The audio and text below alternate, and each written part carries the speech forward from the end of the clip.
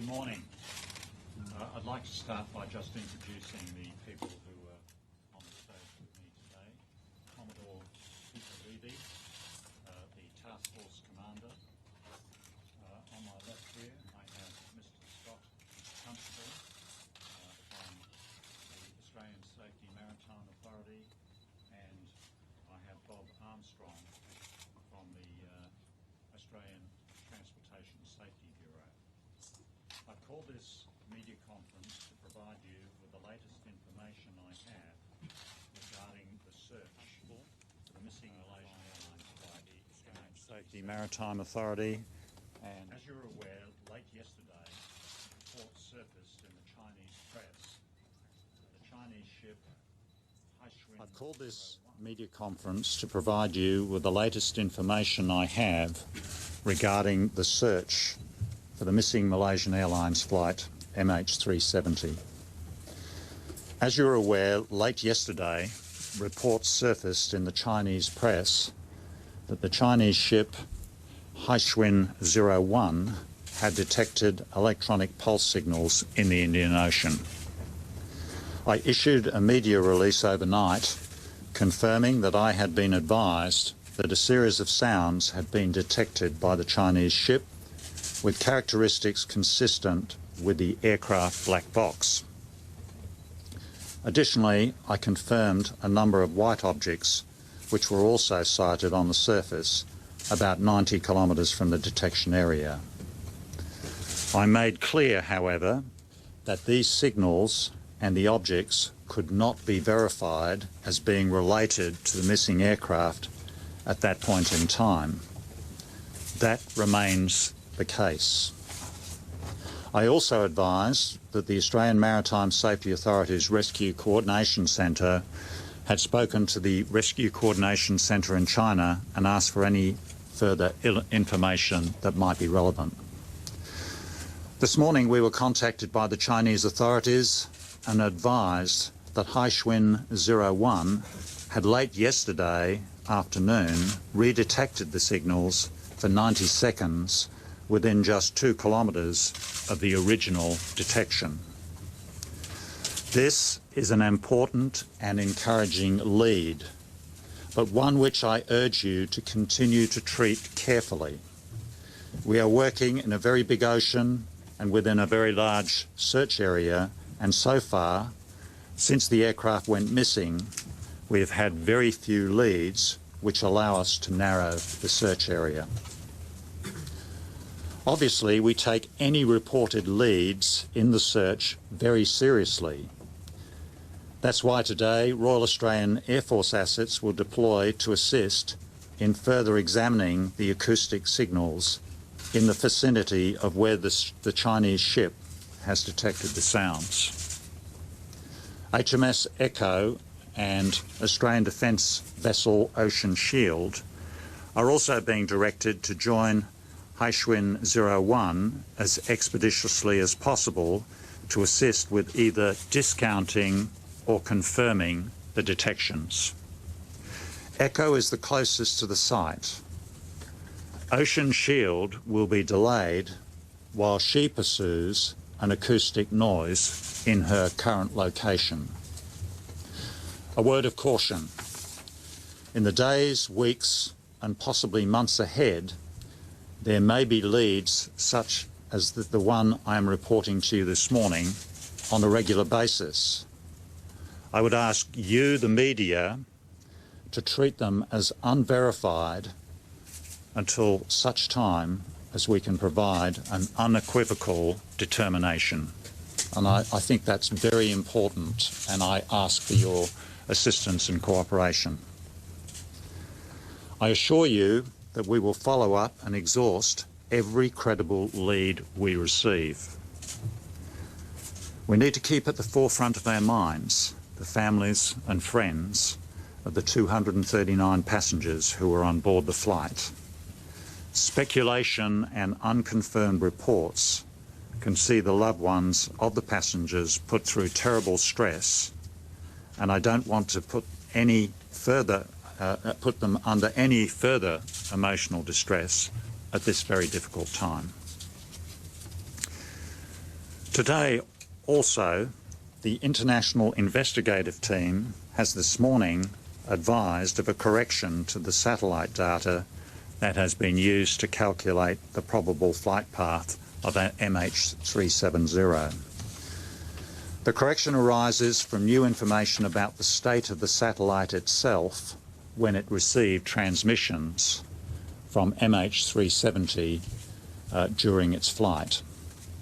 The effect of the correction is to raise the priority for searching the southern component of the existing search area ahead of the northern component. In other words, we see a higher probability of importance on the southern part of the search area. The whole of the existing search area remains the most likely area that the aircraft entered the water, but based on the new advice, the southern area now has a higher priority. The air and surface searches for floating wreckage today are already in progress and will be completed as planned in the available daylight. Tomorrow's searches for floating wreckage will be adjusted to account for any new information. Up to 10 military aircraft, 2 civil aircraft and 13 ships will assist in today's search, which will cover an area of 216,000 square kilometres. Fortunately, the weather in the search area is expected to remain good, with a cloud base of about 2,500 feet and visibility greater than 10 kilometres. I'm now happy to take your questions. Mr. Houston, one at a time. From Hong Kong Phoenix TV, just 3 questions. Have you got the data and analyzed by the experts in Australia? Second, Sorry, just which data? Got the signal, the data of the signal from the Chinese ship, and then analyzed by the other experts. Second, any condition is needed to be fulfilled before you draw the conclusion. The confirmation. The third one is, when can you draw the conclusion? Well, the process is one of verification, and essentially the information has been passed through the Chinese authorities to the Australian authorities with a request to do further investigation of the acoustic detection.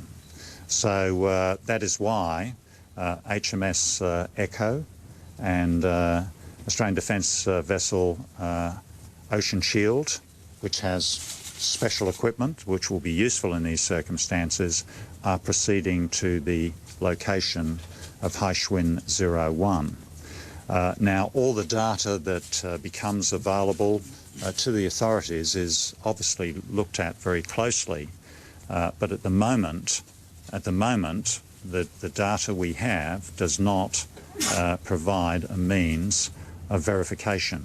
We have to do further investigation on the site itself, and that is why all of these resources are being moved to that particular location. So when can you draw the conclusion? Well, I think we just have to let the experts take the necessary time to come up with their conclusions, and on the basis of that, we will know whether it is a credible contact or not. This is something you've all seen how we handled the visual search over several weeks. When we first started the search, there were many leads. Some of them looked quite promising. We sent ships to pick up the stuff that had been identified on the surface of the ocean, and step by step we looked at it, and then we couldn't find a connection with MH370, so that one was discounted. And so far, none of the visual contacts that we've had and the wreckage, the material we have recovered from the ocean has been, I guess, linked to MH370. we'll go through a similar process when we go underwater. Underwater, the environment is quite difficult. There are lots of occasions when noises will be transmitted over long distances depending on the temperature layers in the water and so on. So there's a complexity about working underwater that makes the task quite complex. We have the necessary expertise to be able to operate there, and obviously we will have the expertise on land supporting the efforts of the people who are doing the work at sea. Based on your professional knowledge, if it is confirmed that a signal comes from the black box, how difficult would it be to recover the black box in that area, in this area? And if it is confirmed, will JACC announce the result immediately, or you have to wait for the confirmation and the consultation with the other 4 countries to announce the result together? Look, the water in which the Haishwin 01 is working at the moment, it is very, very deep. I think it's in the order of 4,500 metres, and that's incredibly deep. 4.5 kilometres straight down. So, you know, any recovery operation is going to be incredibly challenging and very demanding, and will take a long period of time. That's if there's anything down there. I mean, first of all, we've got to establish the fact that there is something down there.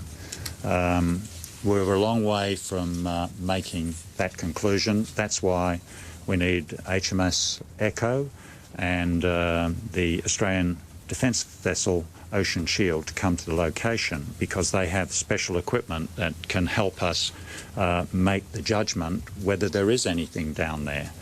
But I think the fact that we've had 2 detections, 2 acoustic events in that location provides some promise, which requires a full investigation of the location.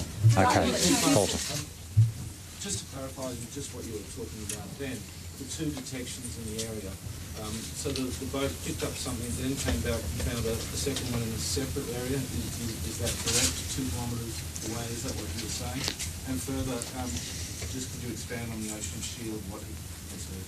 Yeah, okay. The first detection was about, I suppose, 36 hours ago, not last night, night before, okay? And I believe it was just a quick acoustic detection, and then nothing.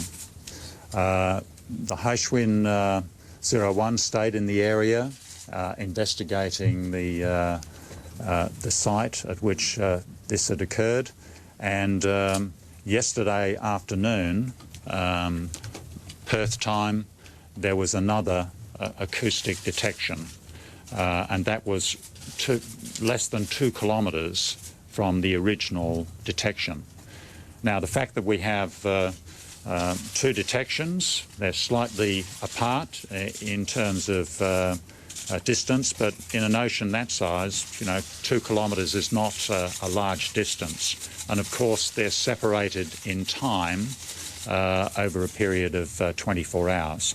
The second transmission was, or should I say acoustic event, was for about 90 seconds. So we obviously have to investigate it fully, and we will do that. And we will let you know at the completion of the process what the outcome is. I mean, we're not going to hide anything from any of you.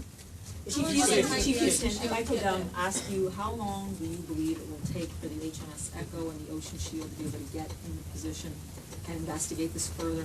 And is this location within that southern sector that you've now defined as being a more credible lead as to where the flight went down?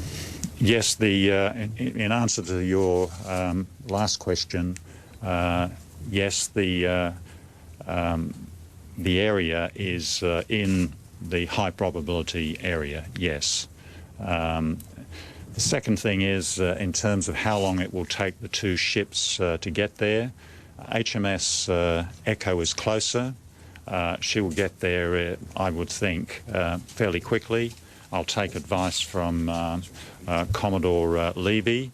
But in terms of the Ocean Shield, she is in the process of exploiting another acoustic event, which we need to look at to determine if there's anything in that. So this is a painstaking process, and if we get any lead whatsoever, we investigate it, and if it is significant, we continue to investigate it until such time as we say, well, no, that is not connected to MH370. So it is something that takes time. We're dealing with very deep water. We're dealing with an environment where sometimes you can get false indications. There are lots of noises in the ocean, and sometimes the acoustic equipment can rebound, echo if you like, and all sorts of issues around that. Peter, would you like to say anything more? Just in terms of the timing, we believe HMS Echo is approximately 14 hours from that position. And as Air Chief Marshal Houston just mentioned, Ocean Shield is herself investigating another acoustic detection that she's made. And once she's completed that activity, if it's decided to move her down, and that proves to be not the beacon up there, it'll be approximately 2 hours to recover her towed pinger equipment. It's approximately 24 hours for her to steam down there, and another 2 to 3 hours to redeploy the equipment. So it'll be over a day before Ocean Shield is there. We're talking a matter of days before both ships are positioned to be able to either verify or discount. That's correct. We're not talking hours, we're talking days. We're talking days, that's correct. Can you describe the other event that Ocean Shield's investigating? Yeah, Jim. This has only happened within the last 90 minutes. We had a report back from Ocean Shield, from the towed ping locator operators on board there, that they had picked up a detection. It is very, very early days, and the note of caution that Air Chief Marshal Houston mentioned before, I would reiterate. They are still investigating that. We are not yet sure whether she'll be tasked to remain there, if it's promising she will, to investigate that particular emission or detection. If it's not, then I expect she will be retasked down towards the Haichuan 1's position. I would imagine it would take most of today to actually resolve that location up where Ocean Shield's position is. As you can appreciate, she has 6,000 metres of tow behind her, so to turn around and go back over an area of water again, it takes quite some time for the ship to physically reverse course. So I wouldn't expect until mid-afternoon at the absolute earliest a decision on whether she will relocate. Mr. Houston, just a question on the battery life. Yeah. So much has been made, Mr. Houston, of the race against time to retrieve the black box, given complications with battery life and so on. Obviously, this is a really promising couple of detections we've had, but obviously retrieving it within the space before the signals stop. Is that something you've considered? Absolutely. This is day 30 of the search, and the advertised time for the life of the batteries in the beacon are 30 days. Now, sometimes they last for several days beyond that, say 8 to 10 days beyond that, but we're running out of time in terms of the battery life on the emergency locator beacon. You're right. The detection that you mentioned that was the most recent, is that maybe not being treated as seriously as the Chinese detection? No, not at all. We have we have three separate acoustic events, two with Haichuan 01, and we have another one with Ocean Shield. We're treating each of them very seriously. We need to ensure, before we leave any of those areas of detection, that there is no connection to MH370. So we will work in those locations until we can say yes or no. So we treat every We treat every lead that has any sort of promise very seriously, and we don't leave it until we've exhausted all avenues of investigation. So will more resources go to that second site then, where Ocean Shield is? Well, Ocean Shield is probably the best equipped of all the ships out there to investigate this sort of acoustic occurrence. She obviously has the towed pinger, which has just been described to you by Commodore Levy, but she also has a remotely operated vehicle which is highly capable, and we will see where it goes. And I'm sure, as the Commodore said, we're going to be looking at several hours, maybe a couple of days before that one might be resolved. But as soon as, let's say, if that one completes without verification, it will then be tasked to go down to Haishwin 01's position. And if in the meantime other leads come up, we will prosecute all of them. We will, we will pursue these leads as to their conclusion. How far apart are they? What the well, it's 24 hours. They're a long way apart actually. It's 300 miles, nautical So miles. you mean currently you cannot be sure about the signal frequency of the detection of Ocean Shield? Well, this is late-breaking news. I thought it was important that we're totally transparent with you. I just want you to know that the search is a dynamic thing. Things are happening all the time. And this broke this morning. This broke, what, an hour ago? An hour ago, sir.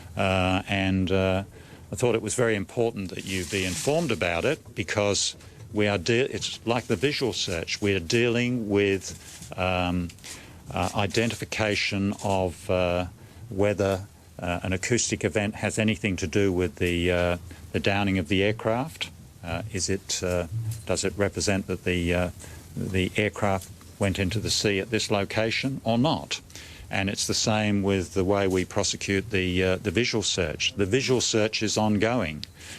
Ships are going to have a look at the white objects that were found in the sea yesterday, and they will be looked at closely. And again, is this object, could that have been aboard MH370, or is it something else? And we've done that continuously over the last 30 days with all the visual objects that have been recovered from the sea. Sorry, one minute. Can I just? Yeah. I just want to know if the signal is detected by the Chinese ship, it really belongs to the flight. That means the flight should be around there too. So, but I mean, if the signal detected by the Chinese ship, yep. it really belongs to the flight. Well, that's the point. That's what we're investigating. What we are trying to do is establish whether there is. We have an acoustic event. We have a transmission that has been received by Haishwin 01. The job now is to determine what is the significance of that event. Does it confirm or deny the presence of the aircraft locator on the bottom of the ocean? That's what we're doing. Transmitting at 37.5 Sorry? frequency that Yeah. you stated earlier. Yes. If it is transmitting at that frequency, what other possible sources could there be?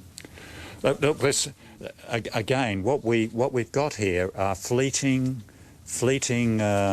acoustic events. The one night before last lasted just a very short period of time. The one yesterday afternoon, I think it was 15:47 in the afternoon, was for 90 seconds. That's all we've got. It's not a continuous transmission. If you get close to the device, we should be receiving it for a longer period of time than just a fleeting encounter. But we've got a transmission, we must investigate it, and that's the way we work. Since all the three... Yeah. One more thing. You were talking about satellite discrepancy earlier. Yep. Does that satellite discrepancy, am I right in thinking you were talking about going back to the Southern Ocean with those searches to the original area or in the area of the Chinese vessel? No, the search area doesn't change at all, but what we get out of the data, the satellite, this is the Inmarsat satellite, the characteristics of that were such that on reanalyzing the data that has been obtained, some other conclusions have come up which slightly change the possible profile of the aeroplane, and they're based on the fact that there might be a slight difference in the airspeed that has been calculated, and we're talking perhaps the aircraft went a little bit faster than had originally been calculated on the basis of analysing the satellite data. So it would be further north? It would be a little bit further south, and that's why we are going into the southern part of the area rather than the northern part. The search area doesn't change, so it's not a big change, not the sort of changes we had early in the operation, but the area of highest probability, we think, is now probably in the southern part of the area, pretty close to where Haishwin 01 is operating, and that's why we're so very interested in the two acoustic encounters that Haishwin 01 has had. Is Haishwin 1 specifically in the area that had been tasked to it, or was it in its own area unilaterally? And secondly, was Australia aware of this on Friday and today, and are you disappointed that it was made public before anything was verified? Well, look, where we've ended up, I believe these, you know, on a search like this with journalists travelling on ships, aeroplanes, information will come out which basically has to be responded to, and I guess that's exactly what happened in these circumstances. I accept the reality of that. In terms of where Haishwin 01 is operating, it is operating in a location that is central to our interest at the moment. Okay, it's in the search area we are prosecuting right now. One more question. Since until now you cannot confirm the frequency, so until now you cannot confirm the frequency of the signal detected by the ocean shield. It's not 7.5. Look, we found out 1 hour ago that Ocean Shield had found something.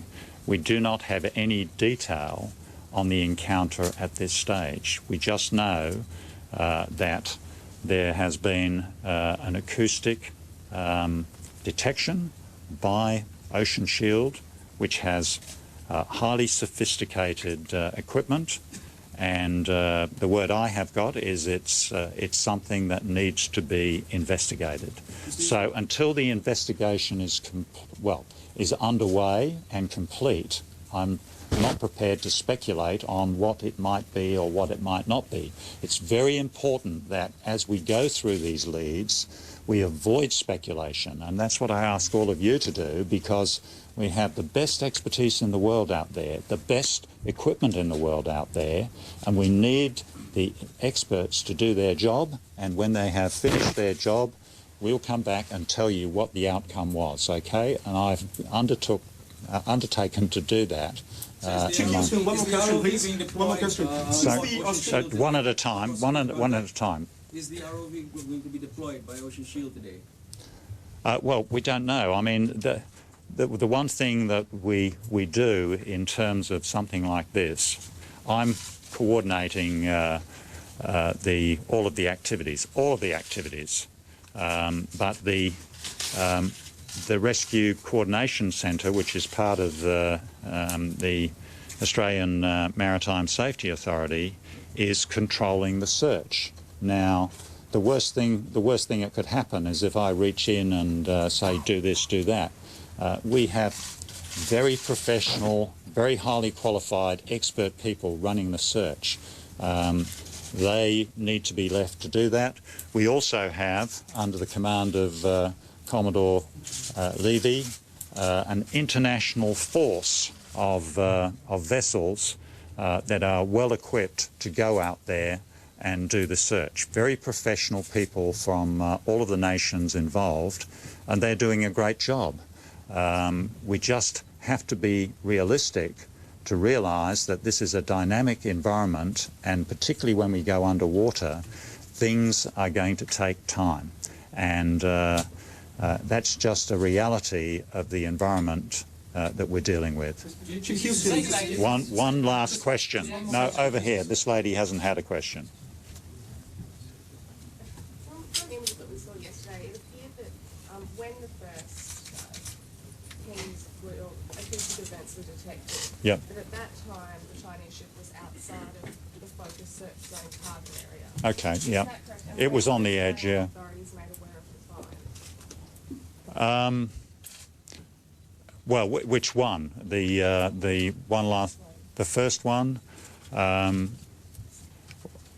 Well, I would have to take that on notice because we're going back a fair way. But we became aware of it fairly quickly because essentially there was a journalist aboard and we heard about it. Now, almost at the same time, I was informed by the Chinese government that they had found something.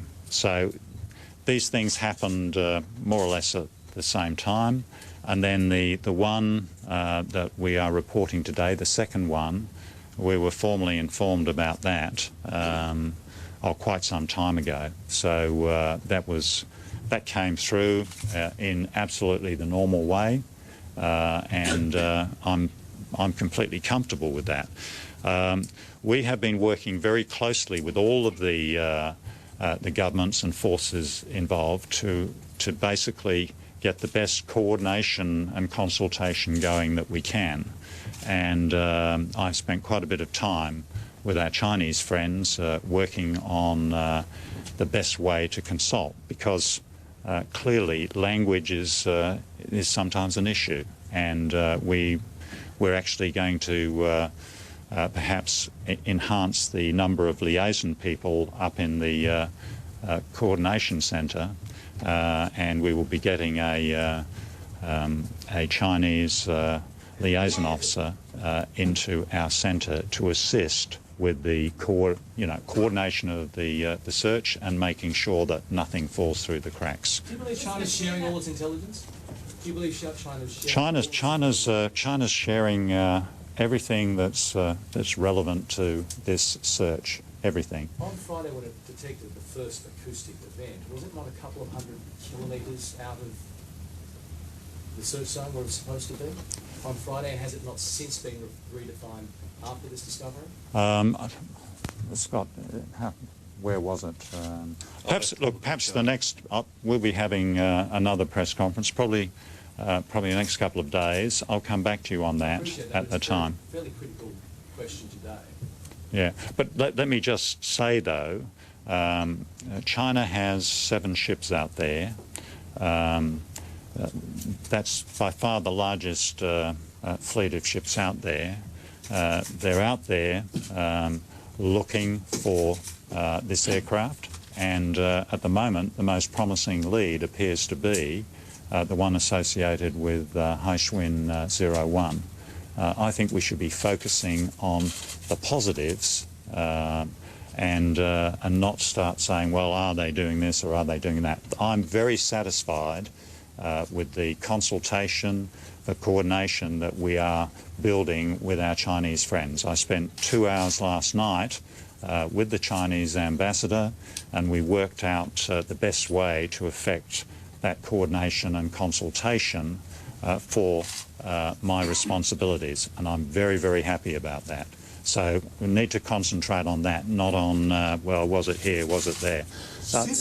One more question and then I'm going. Since it's unusual, the Australian and Chinese vessels received the three signals without finding any debris above water.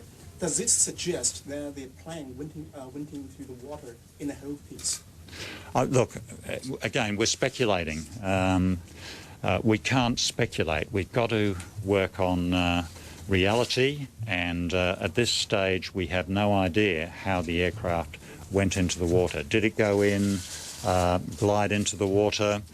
Did it go in vertically? We don't know. That's something that we shouldn't speculate about at this time. Thank you very much. I'll be back with you in the not too distant future, and please